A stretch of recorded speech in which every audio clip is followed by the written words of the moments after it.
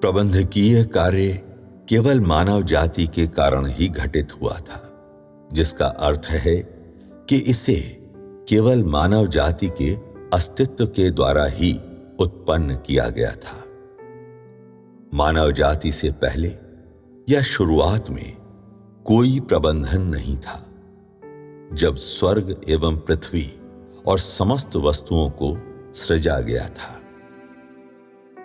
यदि परमेश्वर के संपूर्ण कार्य में कोई रीति व्यवहार नहीं होता जो मनुष्य के लिए लाभकारी है, कहने का तात्पर्य है, यदि परमेश्वर भ्रष्ट मानव जाति से उपयुक्त अपेक्षाएं नहीं करता, यदि परमेश्वर द्वारा किए गए कार्य में मनुष्य के अभ्यास हेतु कोई उचित मार्ग नहीं होता, तो इस कार्य को परमेश्वर का प्रबंधन नहीं कहा जा सकता था।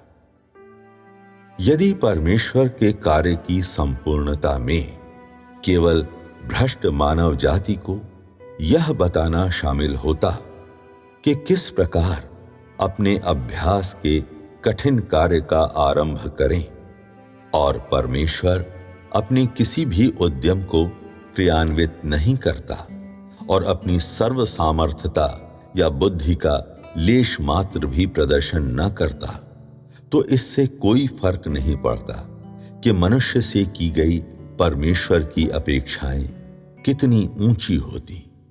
इससे कोई फर्क नहीं पड़ता कि परमेश्वर कितने लंबे समय तक मनुष्य के मध्य रहता, क्योंकि मनुष्य परमेश्वर के स्वभाव के विषय में कुछ भी पहचान नहीं पाता। यदि स्थिति ऐसी होती, तब इस प्रकार का कार्य परमेश्वर का प्रबंधन कहलाने के योग्य तो बिल्कुल भी नहीं होता। साधारण रूप से कहें तो परमेश्वर के प्रबंधन का कार्य ही वह कार्य है जिसे परमेश्वर के द्वारा किया गया है, और संपूर्ण कार्य को परमेश्वर के मार्गदर्शन के अंतर्गत उन लोगों के द्वारा संपन्न किया गया जिन्हें परमेश्वर के द्वारा अर्जित किया गया है। ऐसे कार्य को संक्षेप में प्रबंधन कहा जा सकता है, और यह मनुष्य के मध्य परमेश्वर के कार्य, साथ ही साथ परमेश्वर के साथ उन सभी लोगों के सहयोग की ओर संकेत करता है जो उसका अनुसरण करते हैं। इन सभी को सामूहिक रूप से प्रबंधन कहा जा सकता है। यहां परमेश्वर के कार्य को दर्शन कहा जाता है और मनुष्य के सहयोग को रीति व्यवहार कहा जाता है। परमेश्वर का कार्य जितना अधिक ऊंचा होता है, अर्थात दर्शन जितने अधिक ऊंचे होते हैं, परमेश्वर के स्वभाव को मनुष्य के लिए उतना ही अधिक सरल बनाया जाता है और उतना ही अधिक वह मनुष्य की धारणाओं से भिन्न होता है और उतना ही ऊंचा मनुष्य का रीति व्यवहार एवं सहयोग होता है। मनुष्य से की गई अपेक्षाएं जितनी ऊंची होती हैं, उतना ही अधिक परमेश्वर का कार्य मनुष्य की धारणाओं से भिन्न होता है, जिसके परिणाम स्वरूप मनुष्य की परीक्षाएं और ऐसे स्तर जिस तक पहुंचने की उससे अपेक्षा की जाती है, वे भी अधिक ऊंचे हो जाते हैं। इस कार्य के निष्कर्ष पर समस्त दर्शनों को पूरा कर लिया जाएगा, और जिन्हें अभ्यास में लाने के लिए मनुष्य से अपेक्षा की जाती है, वे पूर्णता की पराकाष्ठा पर पहुंच जाएंगे। यह ऐसा समय भी होगा जब प्रत्येक को उसके किस्म के अनुसार वर्गीकृत किया जाएगा, क्योंकि जिस बात को जानने के लिए मनुष्य से अपेक्षा की जाती है, उन्हें मनुष्य को दिखाया जा चुका होगा। अतः जब दर्शन सफलता के अपने चरम बिंदु पर पहुंच जाएंगे, तब कार्य तदनुसार अपने अंत को पहुंच जाएगा और मनुष्य का रीति व्यवहार भी अपने शिरोबिंदु पर पहुंच जाएगा। मनुष्य का रीति व्यवहार परमेश्वर के कार्य पर आधारित है और परमेश्वर का प्रबंधन मनुष्य के रीति व्यवहार एवं सहयोग के कारण पूरी तरह से उजागर हो गए हैं। मनुष्य परमेश्वर के कार्य का प्रदर्शन वस्तु है और परमेश्वर के संपूर्ण प्रबंधन के कार्य का उद्देश्य है और साथ ही परमेश्वर के संपूर्ण प्रबंधन का परिणाम भी है। यदि परमेश्वर ने मनुष्य के सहयोग के बिना अकेले ही कार्य किया होता तो वहां ऐसा कुछ भी नहीं होता जो उसके संपूर्ण कार्य को साकार करने के रूप में कार्य करता, और इस रीति से परमेश्वर के प्रबंधन का जरा सा भी महत्व नहीं रहता। केवल ऐसे उपयुक्त पदार्थ को चुनने के द्वारा जो परमेश्वर के कार्य से बाहर है और जो इस कार्य को अभिव्यक्त कर सकता है और उसकी सर्व सामर्थ्यता एवं बुद्धि को प्रमाणित कर सकता है, परमेश्वर के प्रबंधन के उद्देश्य को हासिल करना संभव है और शैतान को पूरी तरह से हराने के लिए इस संपूर्ण कार्य का उपयोग करने के उद्देश्य को हासिल करना संभव है। और इस प्रकार मनुष्य परमेश्वर के प्रबंधन के कार्य का एक अत्यंत आवश्यक भाग है और मनुष्य ही वह एकमात्र प्राणी है जो परमेश्वर के प्रबंधन को फलवंत कर सकता है और इसके चरम उद्देश्य को प्राप्त कर सकता है।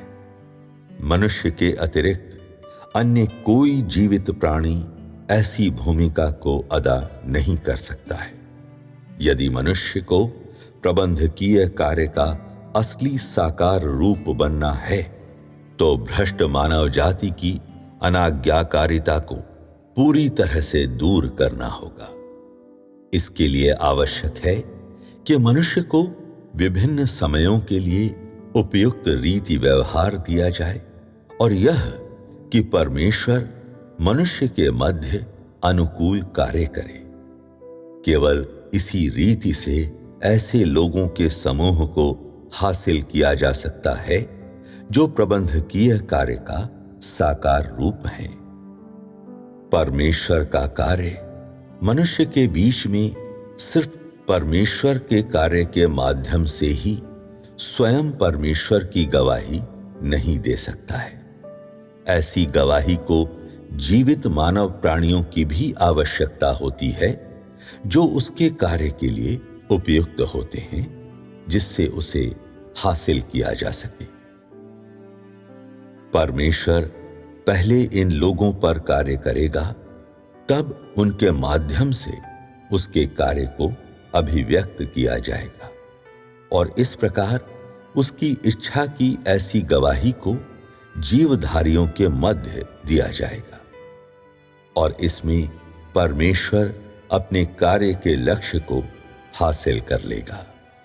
परमेश्वर शैतान को पराजित करने के लिए अकेले कार्य नहीं करता है, क्योंकि वह समस्त प्राणियों के मध्य सीधे तौर पर स्वयं के लिए गवाही नहीं दे सकता है। यदि उसे ऐसा करना होता तो मनुष्य को पूर्ण रूप से आश्वस्त करना असंभव होता। अतः परमेश्वर को मनुष्य को जीतने के लिए उसमें कार्य करना होगा और केवल तभी वह समस्त प्राणियों के मध्य गवाही देने के योग्य होगा। यदि परमेश्वर को अकेले ही कार्य करना होता और मनुष्य का कोई सहयोग नहीं मिलता, या यदि मनुष्य से सहयोग की कोई आवश्यकता नहीं होती, तो मनुष्य कभी भी परमेश्वर के स्वभाव को जानने के योग्य नहीं होता और वह सदा के लिए परमेश्वर की इच्छा से अनजान रहता। इस रीति से इसे परमेश्वर का प्रबंधन का कार्य नहीं कहा जा सकता था। यदि मनुष्य को केवल स्वयं ही संघर्ष एवं खोज एवं कठिन परिश्रम करना पड़ता, परंतु यदि वह परमेश्वर के कार्य को नहीं समझता, उस दशा में मनुष्य उछल कूद कर रहा होता। पवित्र आत्मा के कार्य के बिना जो कुछ भी मनुष्य करता है वह शैतान की ओर से होता है। वह विद्रोह करने वाला और एक कुकर्मी है। वह सब जो भ्रष्ट मानव जाति के द्वारा किया जाता है उनमें शैतान प्रदर्शित होता है, और उनमें ऐसा कुछ भी नहीं है जो परमेश्वर के अनुरूप है, और सब कुछ शैतान का प्रकटीकरण है। जो कुछ भी कहा गया है उनमें से कुछ भी दर्शनों एवं रीति व्यवहार से अलग नहीं है। दर्शनों की बुनियाद पर मनुष्य रीति व्यवहार को ढूंढ लेता है। वह आज्ञाकारिता के पथ को ढूंढ लेता है ताकि वह अपनी अवधारणाओं को दरकिनार कर सके और उन चीजों को अर्जित कर सके जिसे उसने अतीत में धारण नहीं किया था।